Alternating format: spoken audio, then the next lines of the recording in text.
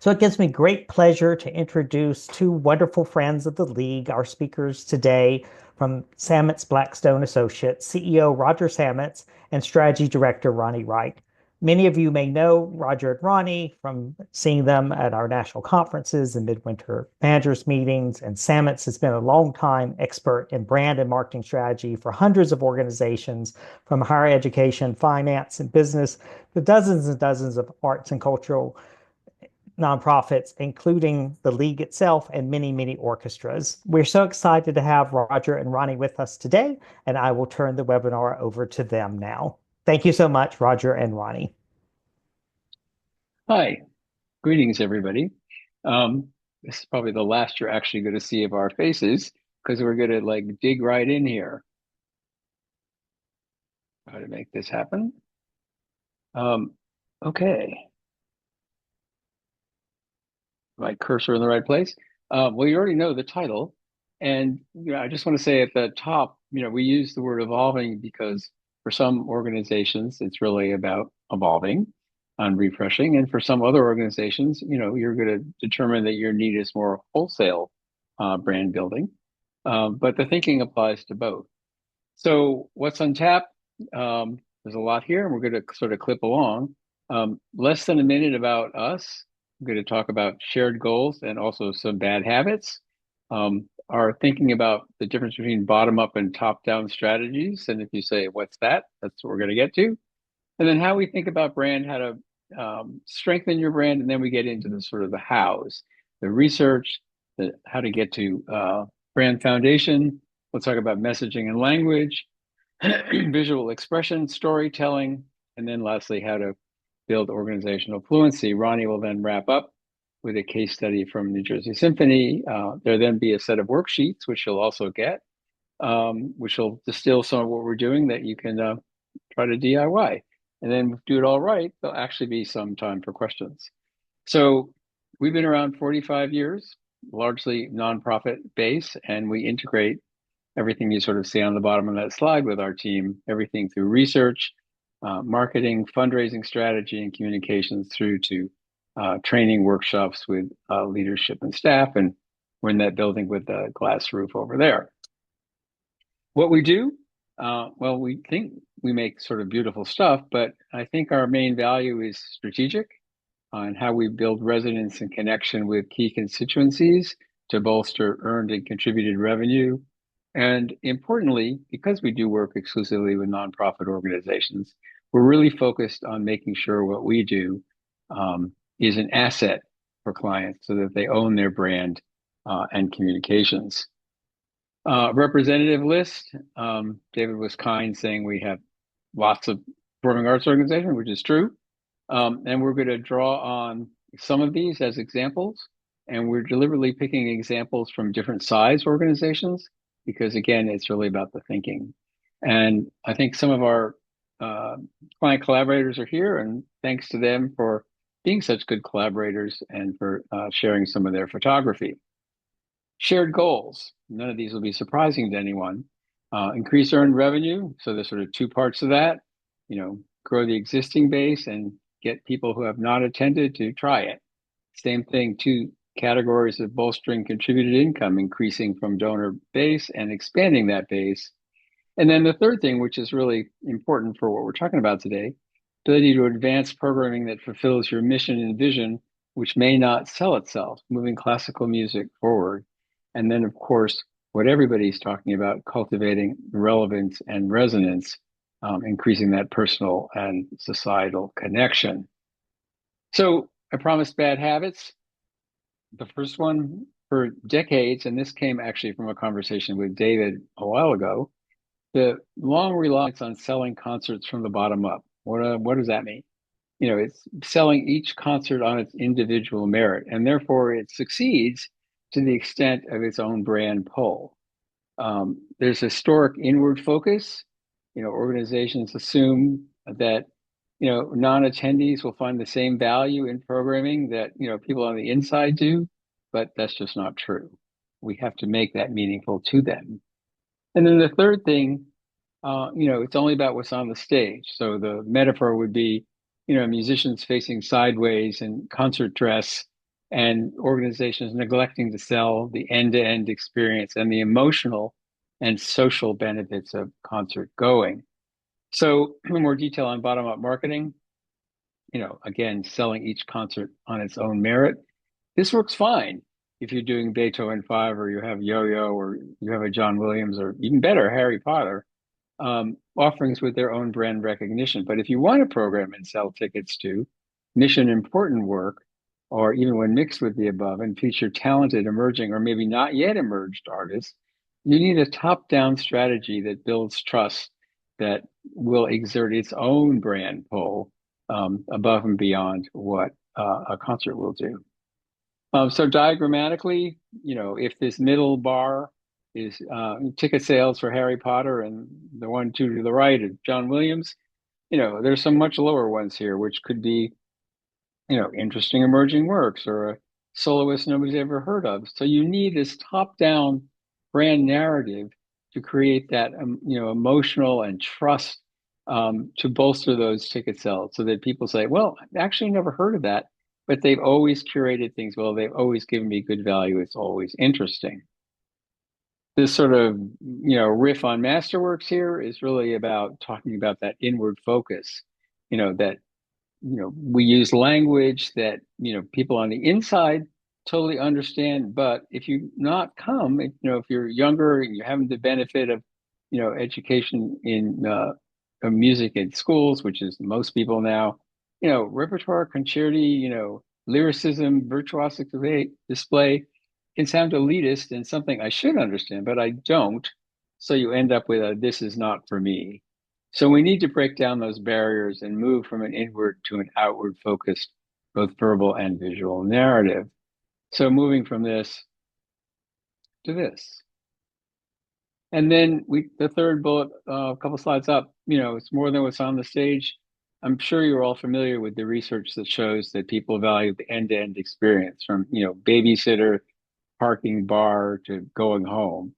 But so we need to, incorporate what that experience is like. And also concert going is not like Netflix or listening to earbuds or something. The whole idea of experiencing music with 1,000+ people as a larger communal experience with shared emotions, that's very different. And we need to get that experience out there. We need to break down the fourth wall and have interactions with musicians beyond when they're sitting sideways. So again, the need to promote and include in one's brand thinking the complete social and emotional benefits of concert going. There's a really good example from Jacksonville Symphony. So your brand, our take, and we've sort of honed it with working for all those clients, can certainly help. It can provide that top-down support. It can build the trust that's needed to take risks, that I don't know the program, but I trust the symphony to provide an inspiring evening. It can engender an emotional connection. The thing we've heard when we do fundraising stuff where you get the biggest checks is it feels like home. It's my happy place. And, also to get those checks, you need to connect a sort of rational response and an emotional response to actually, raise money. We need to welcome newcomers by fostering a sense of inclusion so that they can, in fact, see themselves here. And lastly, increase that elusive but all important relevance, that people actually feel that they leave a concert feeling differently and better. So, sort of again, more diagrammatically, if these two guys in the middle are key audience that we don't always get, we want to make sure that our brand is talking about, the excitement and the warmth of the hall and relaxation, the different kinds of experiences that people can get from concert going. And, it's a unique experience, opportunity for emotional impact. It's different. You have the music on the stage, you have the buzz of being in the hall, you have the lobby chats with friends, offerings before and after. Books, I mean, I have thousands of books, can be, stimulating certainly and relaxing, sports games, fun and exhilarating, but orchestras really put a lot of it layered experiences together. And each orchestra has its own secret sauce, which can inform your brand and engender connection. So big picture, how you manage your brand, can really add value across your organization, but it does have to be managed with intent. And that's where we're going to go here. So, brand buzzword, everybody wants one. What is it? Well, the way we think about it, certainly beyond one's logo, your promise, your history, your vision, your relevance, expressed through your offerings, certainly key, the experiences end to end, your communications, and the impact you have, informed by a strategic approach to attributes, architecture, messaging, and your visual system. So those are four things we're going to sort of focus on. Well, how do we get from here to there? Well, it's a collaborative, holistic process. So it starts with, research, qualitative interviews, research, review of the research that you might have, internal and landscape audits, so that you have material to think about your brand attributes, what your audiences care about, your promise, the architecture of your sub brands, and ways in for donors. That then informs thinking about messaging. And we're going to look at a sort of framework, both high level message and more constituent focused messages. And then again, this is all sort of a process that builds. You have what you need to make a visual system that's not arbitrary, that comes from all this research and all the work you've done on the right-hand side of this chart. And you could then make communications across, social, print, digital, whatever, that are going to cohere and work for you. And then lastly, as I said at the top, you want to make sure you have an asset that will last and that, the entire organization can own. And across all, while we're focusing on marketing today, it's really about lifting up marketing and development. I mean, good marketing is good development and vice versa. So getting calibrated, research. You may have done some, certainly. There's second party research, but we're going to focus on interviews and audits here. So we do our interviews in concentric circles, and you can do this, moving from those closest to the vision of an organization, so leadership and board, through to staff and musicians, subscribers, donors, partners, out to single ticket attendees, arts interested public who may not have come, and civic leaders. And you learn and test along the way. And we do this in person, in workshops. We do it in Zoom. Certainly for years we did it in Zoom. Certainly want to talk to musicians, and certainly want to talk to the audiences. So if you're doing it in person, you really want to think about, what do ticket buyers care about? What do we want them to think and do? What do civic people care about? What do donors care about? So this is all fodder to make informed decisions. So in terms of the audiences, being clear about who you're speaking with and who you wish to engage, what are they looking for? Importantly, does it match your offerings? Why should they care? What's resonant? And importantly, what are impediments? And what kind of action do you want them to take? And of course, all the time you're learning from them, and ideally you can gather some quotes. These are some sample interview questions for leadership, starting with vision, but we're not going to read all these now, but you'll have it in the show. But, you really want to get that from leadership. We do internal audits. There's a lot we could show. This is just a brief slide here from our beginning work with Hartford Symphony Orchestra. And as you can see, whether you decide any of these are, compelling or not, they're certainly all over the place, which makes it really hard for people to understand who an organization is and what it means and what that brand means, what that position is. And then we look outside. So for Hartford, we looked at two organizations within the city and then two that were out. California Symphony, I'm sure you all know, a small organization that, as people say, punches above its weight. And Detroit, because it's another majority minority city with some same issues. For Albany Symphony, which is a new engagement, the landscape we audited was a bit more aspirational. London Philharmonic, National Gallery of Art, LA Phil. So we keep learning best practices and what can be applied. Ronni is now going to sort of take us through how we take this qualitative research and start to evolve our brand foundation. Ronni. Thank you, Roger. Looking at brand foundation, our guideposts for messaging and design will cover attributes, positioning, donor motivations, and brand architecture. We think about attributes or qualities that describe you in 3 dimensions. Those that are owned, that's what you're known for. Those that are aspirational, which could be true, but not as well known as you'd like. or they could require a little work on the ground, but be credible. And those that we want to manage away. Those are misperceptions, outdated perceptions, your baggage. We'll look again at the Hartford Symphony Orchestra. They're known for artistic excellence, diverse programming, they're inspiring and welcoming, but they'd like to be better known for a great night out, being fun, creating a sense of belonging, and some things that they want to manage away might sound familiar to orchestras: boring, same old stale repertoire, white only. These are what we want to focus on. We can't use all of these, even though they're all descriptive attributes, as we go forward with design and messaging. These inform how we write, design, post, talk, behave, basically every way that we communicate. Another cornerstone of your brand foundation is your brand positioning. What's distinctive about you and sets you apart from the competition.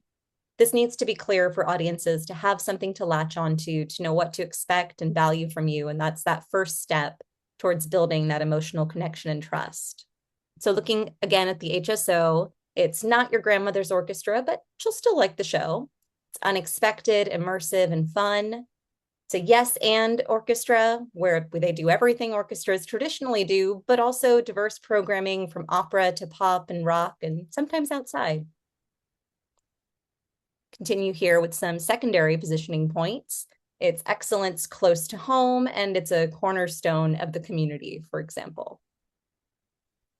Paying special attention to our donors, we like to build connection by thinking about ways in, or a menu of motivations. We find these at the intersection of your value, vision and your value proposition, and what donors care about. That's where you can win.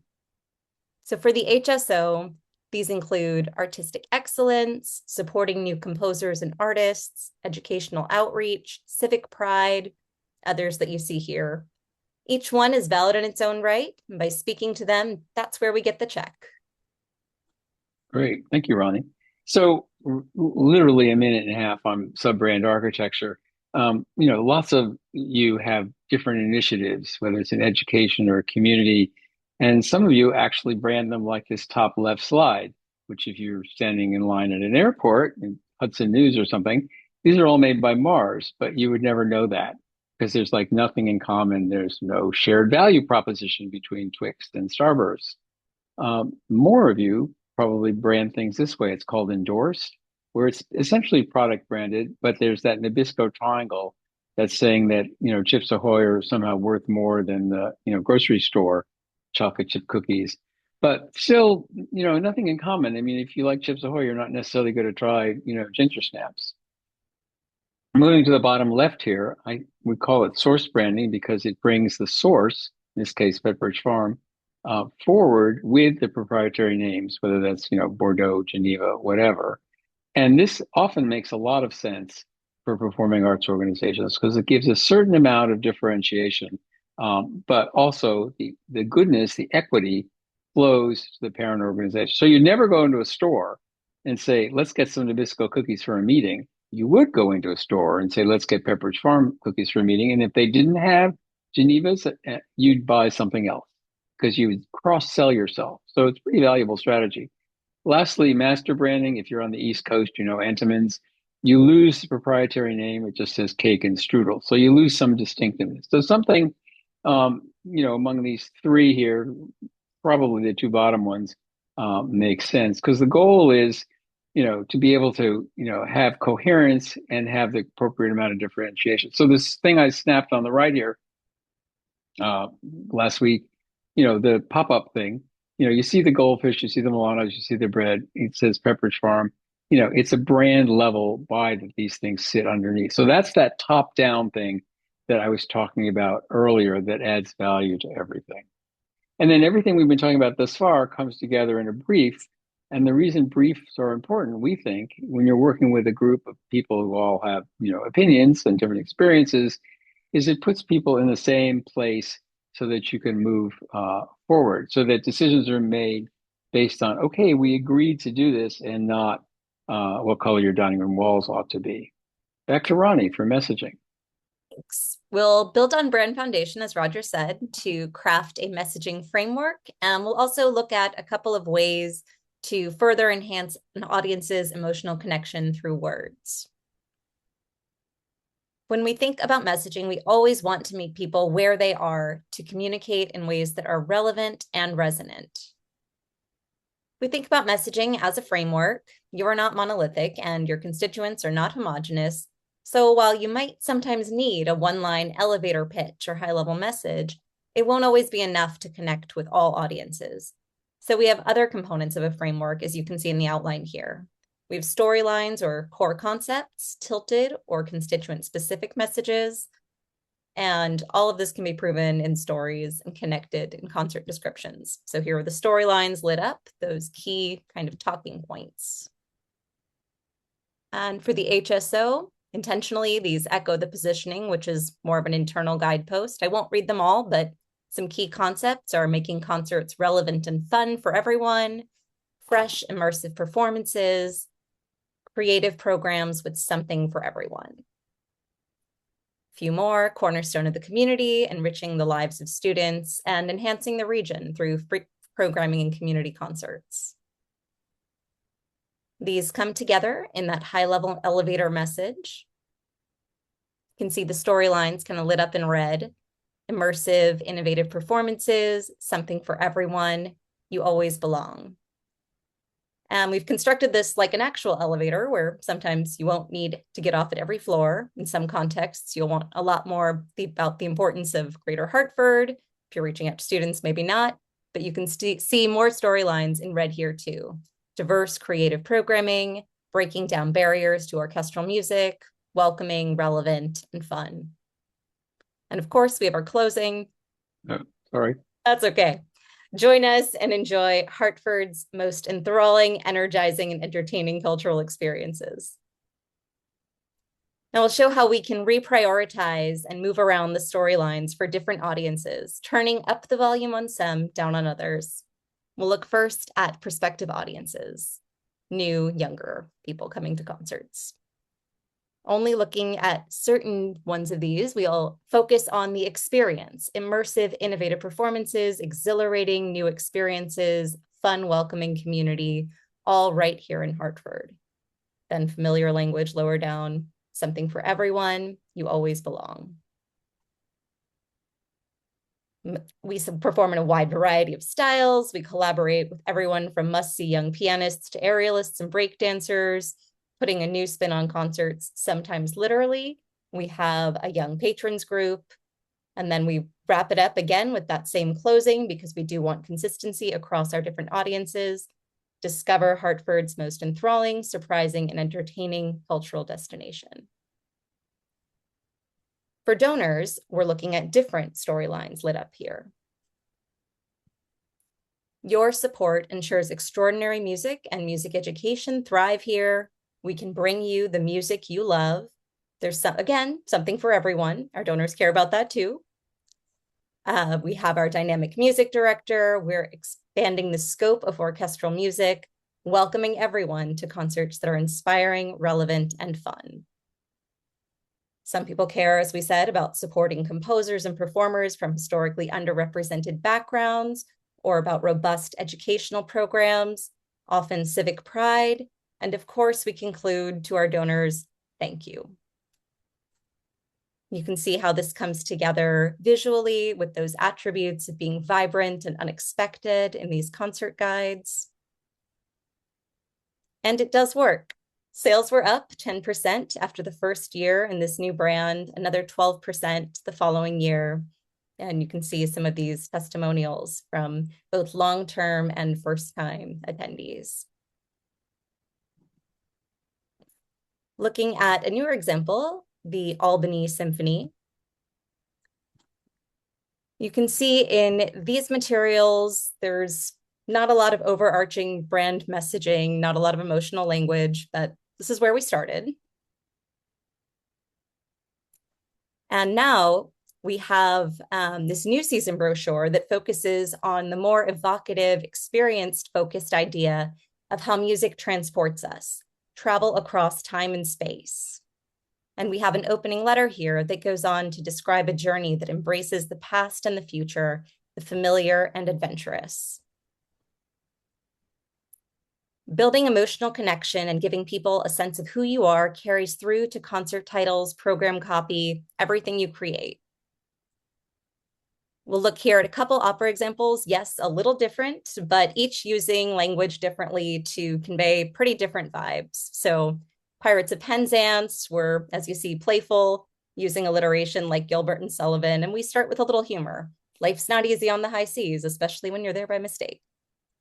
On the other hand, for Aida, we're leaning into the drama. Hearts at war, passion, duty, and family collide. Lastly, for this section, we also want to use our audience voices to support what we say.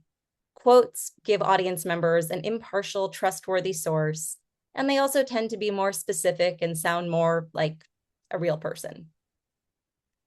Overall, they add balance to your institutional voice. Roger, for visual expression. Sorry if I jumped the gun there. So you can see how we're kind of working our way around that chart at the beginning. And visual expression and verbal and visual, together have to be lifted up. And for us, especially for younger audiences, one of everybody's target, visual expression is messaging.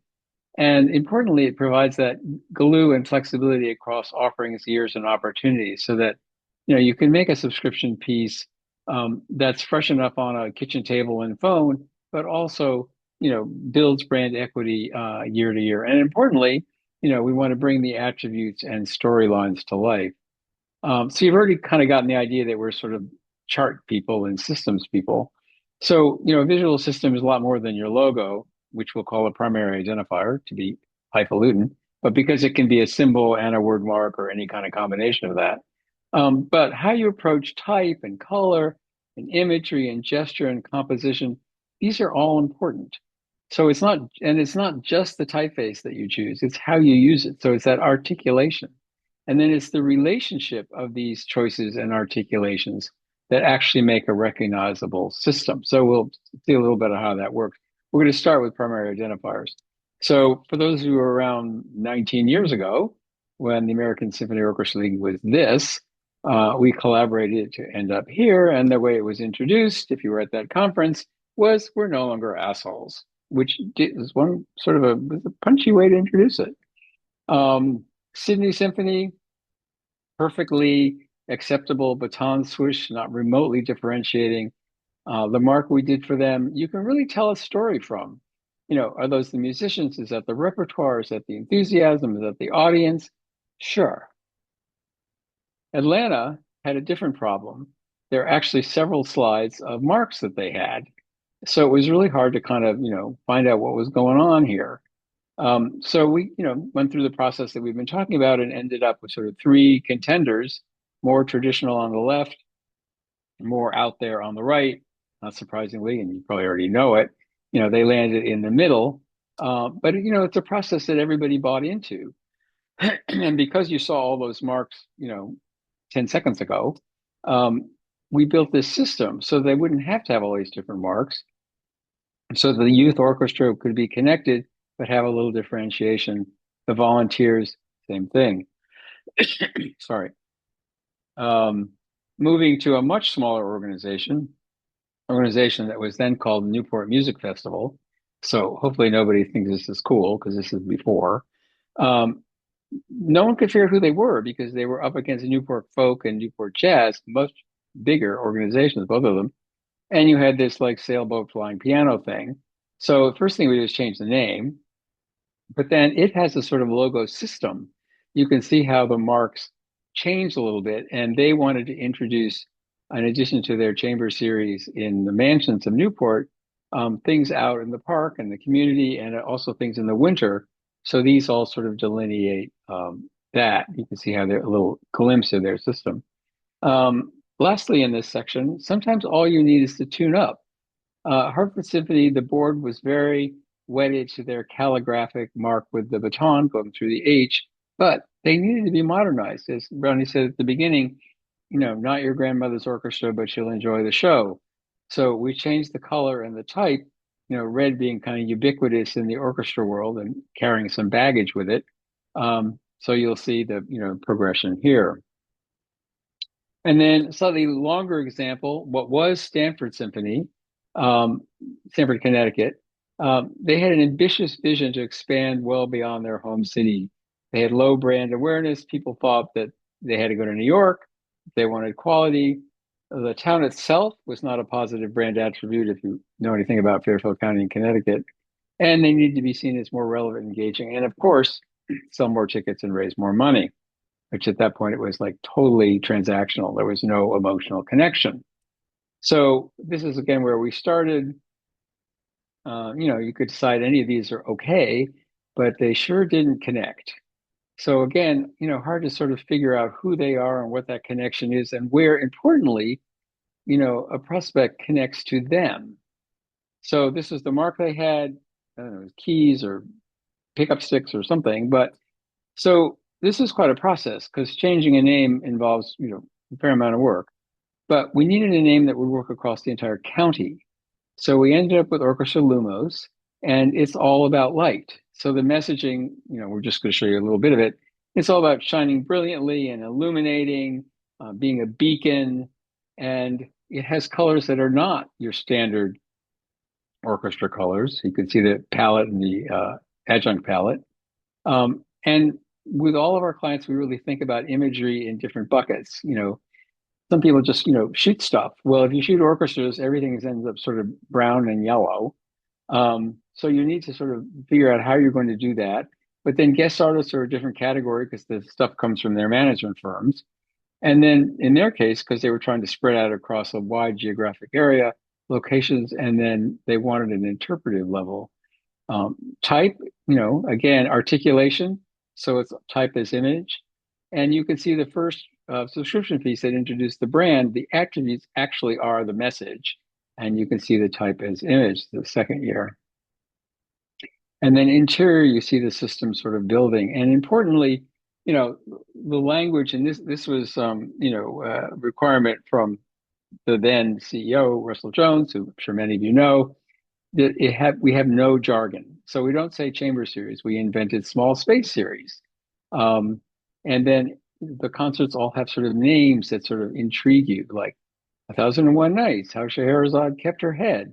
So it's all, it's storytelling. It's inviting people in, to these different concerts that were then spreading out.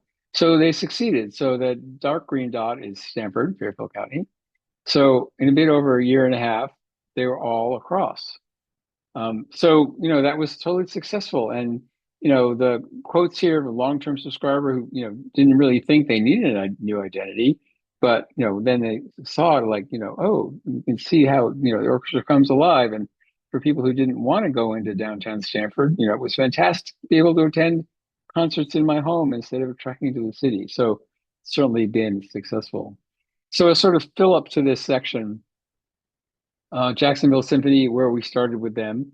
These are all subscription covers. So you could, decide that some of these are, really cool, some better than others, but, individually, excellent efforts, but they were inventing a brand every year.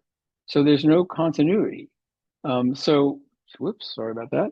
So we worked with them. These are 2 years apart. There's a system. You can see the graphic gestures. The type is in common, but they're also not identical. So balancing, continuity and change is what you can do when you actually have a system that has levers. And then lastly, these are just a selection of covers. If we do our job right, or if you do your job right, your visual systems necessarily flow from your attributes and storylines.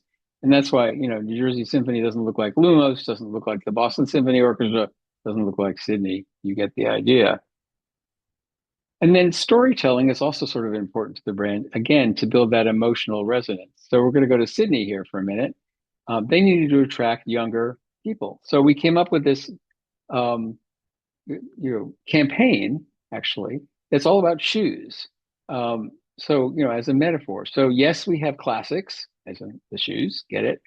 But we're more than classical. And it's great for a date night. And some people who were worried, yes, it's affordable. And it worked. Also, animation can be really important. This is Lyric Opera of Chicago, and you'll see how this unfolds. So these are digital ads. Jing. And another digital ad. So they bring people in, they tell stories through the animation, and yet they're really quick digital ads. And then lastly, telling stories on a website is Detroit Opera, one of the more innovative organizations in the country. These are actually characters in Così fan tutte. So their positioning actually all sort of evolves in an animation. And then as you click through the website, there's a lot of movement that sort of brings you in. This is filming a website, so it's a little clunky. So you can see the positioning. You can see how these discs rotate because they have opera and dance. You can see how the colors change.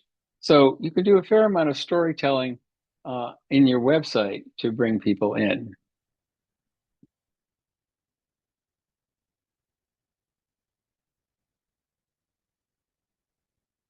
And then importantly, which also translates to what we're talking about, there's a whole page that Ronni wrote because, opera, even more than orchestras, has a lot of baggage and people find intimidating. So the whole section on what should I wear? Well, I understand it. When do I clap? And how long things are, again, to break down barriers.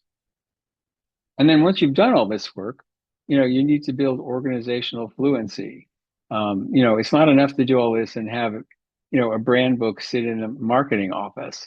So we do very detailed brand books, but then we also do a lot of workshops, whether that's whole staff meetings or, getting people to get this into their heads by using it. We especially do this with boards so that they can be more fluent ambassadors. So we're going to sort of put all this together in a case study that Ronni is going to walk us through. And then we're going to have some worksheets. Thanks, Ronni. Roger. Yes, let's take a look at the New Jersey Symphony. Of course, they continue to have a very challenging location between New York and Philly, no owned venue. And when we started, they were not really appreciated for their strengths, their inclusivity, being also artistically excellent, even if not as well known as their neighbors, or the breadth of what they were doing. As you can see here, they had a lot of different venues, but less of a sense of this is my symphony, that ownership that we want to have. And communications weren't really representing that level of excellence and professionalism, and also looked, as you see, pretty disparate. In these pieces, again, it's all pretty different, and that continues through as we get into other materials for education and development, contrasting with the season material and so on. There was also a bit of an issue with their primary identifier or logo. We have the expected red that we were talking about, but also New Jersey Symphony Orchestra needing to be written out in what turned out to be too small type. So as you can see on the piece next to it, it had to be repeated. So it was difficult to use. So we looked at these guiding attributes to inform new design and messaging. They're warm, welcoming, they had really innovative programming. They wanted to be better known as artistically excellent, relevant, and having that My New Jersey Symphony sense of ownership, and manage away, again, those typical orchestra attributes that it's not for me, but also that it's not high quality compared with the giants on either side. So here's where they can win. They had really innovative programs. They were walking the DEI talk and had been for many years at a time that was really the focus of the industry. We wanted to turn statewide around. It's not symphonies all over the place. It's the symphony comes to me, and create a competitive advantage around the combination of artistic excellence and convenience with no bridges and tunnels needed. We also wanted to streamline all of these initiatives that they were offering to help people kind of understand what was what. So all of these virtual programs that got started during the pandemic became virtual concert films, and these community engagement initiatives translated to New Jersey Symphony Everywhere for easier understanding. And you can see how that positioning led to this high-level message. We're redefining what it means to be a nationally leading orchestra in the 21st century, essential to the rich cultural fabric of our state. We're encouraging everyone to enjoy the magic of orchestral music in all its forms. And importantly, we're bringing music that's meaningful to you throughout the state, and at that time virtually, wherever you are. This is the new identity, getting away from that red to this bold electric blue. And it's also got a little bit of a dynamic shape to it. And importantly, it fits with all of our different sub-brands as modifiers. So it's all cohesive, Symphony Friends to Youth Orchestra and through to other initiatives as well. The palette extends to a variety of these blues as their core color, as well as a vibrant accent palette. And they have a really distinctive approach to photography. There's full color photography, black and white, and these color overlays all used together. Of course, that typography system, it shifts and slides, so there's a little bit of visual drama adding to that dynamic impact. And an angle, literal edge, visually represented here. And when you put these things together, it's a really distinctive visual approach across virtual, their core season, concert films, community initiatives, through to different materials, including their season brochures.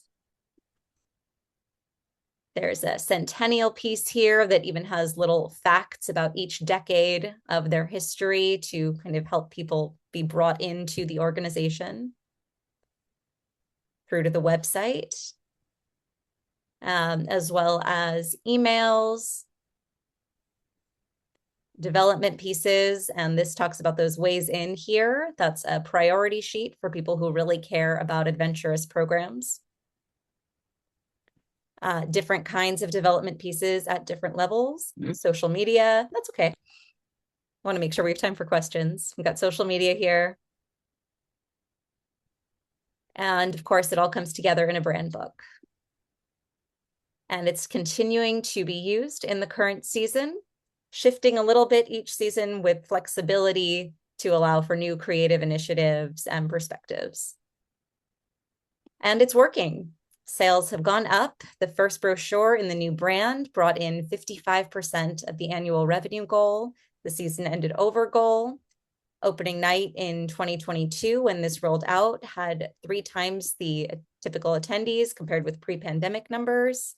New acquisitions increased, single ticket sales increased, movies and special concerts sold out. And it's really been embraced internally as well, with the messaging appearing in the media used both by internal leadership and critics themselves. Thank you, Ronni. Ding. So we've taken you on this tour. This last section are some worksheets. Again, you'll get them from David around audiences and attributes and messaging framework and how to craft a strong testimonial. So we'll sort of dive in. You've obviously seen these charts in the last hour, but to have them handy so that you can think about your audience and then chart. What do you want them to think and do? What do they care about? What's the intersection set of your priorities and what they'll support and attend? Or guiding brand attributes. Again, you've seen the chart of the 3 columns twice now, but you can fill this out through internal research, and obviously you can go as wide as you want in terms of that research. The messaging framework diagram. We have lots of people who say, just fill this out for us. Well, we can't do that, not without research. But these levels make sense because then, if you have the right tilted messages and you're going to go talk to somebody, let's say it's a donor or something, you think they want to talk about, education in public schools, and they really want to talk about commissioning compositions, you can pivot because you have that in your head. So it's not, the problem with high level messages, it's kind of a one size fits all, which means it doesn't. And then, storylines, these key concepts that then get rejiggered to make those different constituent messages, because one group, it'll be more appropriate to use civic pride, another group more appropriate to use, date night. And then you can build these tilted messages by moving these, diagrammatic storylines around. And then, a little sort of template here for how to think about testimonials. How to find the right voices, ask emotionally driven questions so that you focus on their experience, dig deeper. The advantage of testimonials, they can be quite specific. You want to talk about specific programs and initiatives. Why do you subscribe? Why do you go to this series? You can be timely, try to get these while memories are fresh. Always collect more than you need, because they're not all going to be useful and they're not going to work in every context. Capture that context, because, a great quote from a 22-year-old subscriber is a lot of weight and quite valuable. And then, of course, edit, as you need to for approval, and then start building, a library. And then you've seen this chart too, but, if you're thinking about tweaking your visual system, you need to think about this whole thing holistically, not we'll just, change our identifier. And if you have this system, then like we showed on a couple of examples here, you can have both that continuity and freshness across your communication. So it's not like being in lockstep, everything has to look identical. You need to tune them differently. Plan giving is different than, an acquisition piece for, younger people. But they can all have that sense of coherence and fitting under that, brand with that same emotional connection if you're using these same levers. So there we are. And I want to thank the different organizations we work with from the photography. But we can go to questions. So I can stop sharing. And here we are. Great. Thank you so much, Roger and Ronnie, for such a thorough presentation. And a lot of people in the chat are also very complimentary of everything you've covered. And there is a very robust conversation about naming of concerts, and whether you go with the anchor piece or come up with the emotional tagline. And I know you touched on that briefly, but and I love the different perspectives that people are providing. But since that seems to be a hot button issue, anything more you would say about naming of concerts? I think there are two ways to go, but I'm going to let Ronnie answer that. I'll start and then I'll let you give the two ways to go. I think, of course, it depends to some extent on who your audience is. If you're, say, in a college town and happen to have a huge concentration of people who know exactly what Mahler 5 is going to mean and want to come to that, that tells you that much. And it can be difficult with an evocative title to not end up vague. However, if you can, in that span of 3 to 5 words, 2 to 4 words, really, find a way to get both the name recognition of a Mozart and something evocative in there, I tend to think that's the ideal. But I would also just add, not overthink it, because the titles are one component of so many ways that you have to connect with your audiences. And we've done it both ways. So, Lumos, we named the concerts, the new work we're doing for Albany Symphony, they have kind of fun names. It sort of depends what that positioning is, and, whether your attribute is to be more serious, more welcoming, more fun. So, there's a continuum in there. Great. And again, a lot of what you're showing is there's no one right answer for everyone and everything, and it's really doing the work to figure out what is best for your organization or even best for that individual concert. Yeah. But having the structure and the naming conventions, color palette, everything, so that things do have cohesiveness even as things potentially change. Yeah, I mean, the thing about this, our systems approach, because you get that idea, is that there are different levers. So you have different levers within visual. You have different levers that you saw on that ball chart for visual. And, you don't pull all the levers at once. So, if you need to pull a lever because you're, again, planned giving is different than talking to 22-year-olds, or this season is different than that season, maybe you're pulling the color lever and that changes for freshness, but, type and composition stay the same. Um, so you need to, make moves that are meaningful, but not make too many moves or all moves at once. So that's the same thing with naming. Right. A quick question, if you have a recognizable artist who is not playing the anchor piece, is it honest to name after the anchor and use the image of the guest artist? Sure. Well, I mean, the anchor piece They're may not still have a there. guest They're still artist, going right? to Right. pull people in. Exactly. I mean, yeah, I mean, you are doing marketing. Um, so sure. I mean, you know, this is not about being slavish. This is about having approaches that you work within. It's not a Mobil Oil 1960 something kind of thinking where, you have thou shalt and thou shalt not. It's being able to internalize, the approaches, the different levers, the different tools that you have and move them appropriately in ways that make sense, but that absolutely stay within that brand. So, another metaphor is think of I said levers, but you can think about spokes underneath an umbrella. There are different spokes, but they're under the same umbrella. Got it. Um, Many of our orchestras don't have a fixed home. They perform in potentially multiple venues at different times, at different days of the week. So if there's no consistency in a schedule, and unpredictability can be a real challenge for the audience. Do you have any suggestions in branding how to overcome that particular obstacle, particularly for smaller budget orchestras, in helping to build an audience? Well, I have two things that Ronnie might add.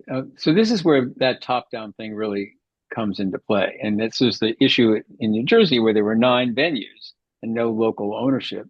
You have to establish, who the organization is, what the venues are, and what the value of the entire enterprise is. And then tactically, when you're in these different venues, it's fairly inexpensive to have these pull-up banners or, something out on the sidewalk so that you're taking advantage of everything to kind of own the space once you're in it at a brand level so that that's a consistent kind of thing. Ron, if you want to add anything to that.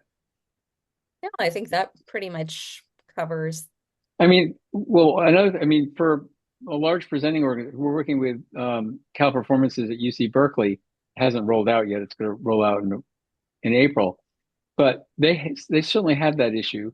They perform in different venues, but importantly, and probably true for the person who wrote the question, other people perform in those venues, and they bring in things that are fairly competitive.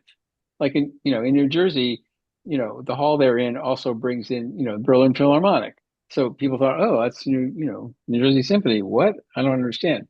So we've made these things that we call venue badges, so that the marketing has the venue on it, but it carries the branding of Cal Performances.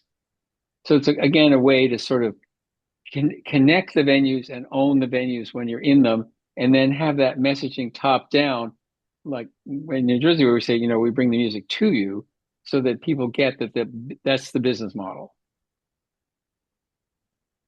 Thinking a little bit 30,000 foot on strategy, when should an orchestra think about refreshing their brand, and how does evolving the brand fit into maybe a strategic planning process? How do you figure out the right time to start making some of these initiatives take place? I can start. It's sort of a two-part question, so I'm going to take it in two parts. Um, you need to evolve your brand when a couple of things are happening. When you've changed and what you've been doing doesn't line up. When what's maybe and you haven't changed, but the stuff you're doing, is underrepresenting the organization. This is often where we start. People's communications and messaging is far below the professionalism of the organization. So that's a reason. When externally, when your market has changed, when the external expectations have changed, and that could be expectations of what you're doing or expectations of how an organization like you needs to appear to be competitive in your market. So you have internal changes, you have external changes. To take the second part, because we connect with capital campaigns and anniversaries all the time. Our take is it's never too early to have the organization be in the best brand shape it can be. And that's the same comment we make when people say, well, we're going to get a new music director in 2 years. Shouldn't we wait for that? No, don't you want the organization as strong as it can be for that new music director? And then you may have a campaign about that new music director. The same thing with a capital campaign. You want to be in as strong a position and have that emotional connection, have the most number of people find that their personal brands align with the orchestra's brand before you start a campaign, because then you're in much better shape to talk to people. So, our take is, we have yet to find a time that's, too early.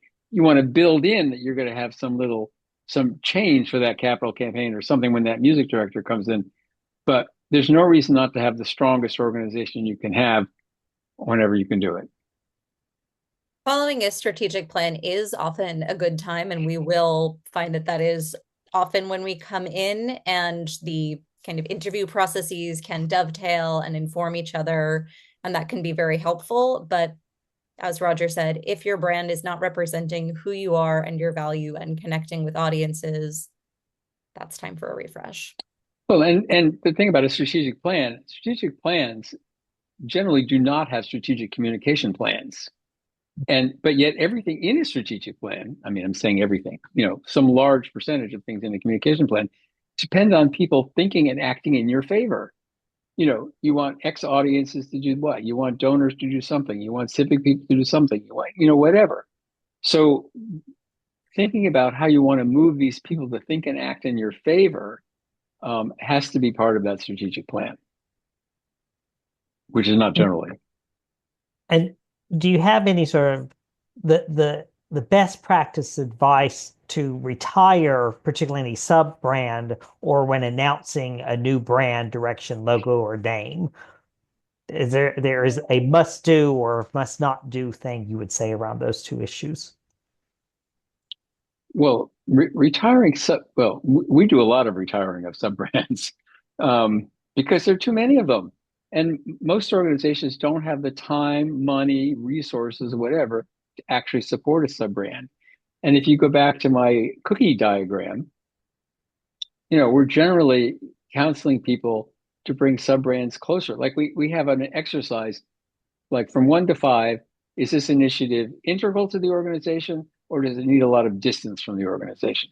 Well, if people raise their hands at our interviews and say, no, our educational program is totally integral, it's part of our mission, then why does it look complete and sound completely different? So, you might pull that in, graphically or verbally, and not have it be this outrigger, because to the extent that it's an outrigger, you get no credit for it. Like people, oh, I didn't know they had this robust educational initiative all across the state. So we do a lot of sort of pulling them in. So, there was a second part of that question, which I've now forgotten. And then about rolling out a new brand or a new logo. Sure. They need plans. So, if I can draw this, I'm going to draw it backwards. You need to sort of tell people a new brand is coming and ramp up to it. And then once you've introduced it, you need to remind people that that's what you were. And there's periods of months on both sides of that. It's not yes, you can flip a switch in terms of, everybody's business card on the website looks different that day, but you want to presage it's coming, and you want to, not leave all your equity in the dust and have people confused. So you need a plan that goes up and down on either side of that high point. Great. Well, again, we could probably continue this conversation for another hour. I'll say just a last question. Any final piece of advice, particularly about, I'm so overwhelmed. What's the first thing I should do? Where should I focus to at least take my first step and get started? I'll give that to Ronni. I've been doing all the talking. Well, I did see this pop up in the chat, particularly in the context of somebody with a team of one, which I have been in the past, and I absolutely feel for you. What I wish I had done in that position is to focus first on the positioning so that I would have something to look at and guide me as I went through the process of crafting my social media posts and coming up with a graphic for the email and doing all of the other things that I had to do so that it would flow from some kind of intention, because that strategic zoom out is so hard to do when you're in the day to day. Roger, anything to add? Well, I would start with, even if you're a team of one, I would start with internal interviews. I would see what kind of alignment or misalignment or gray areas there are around, vision and audience and attributes.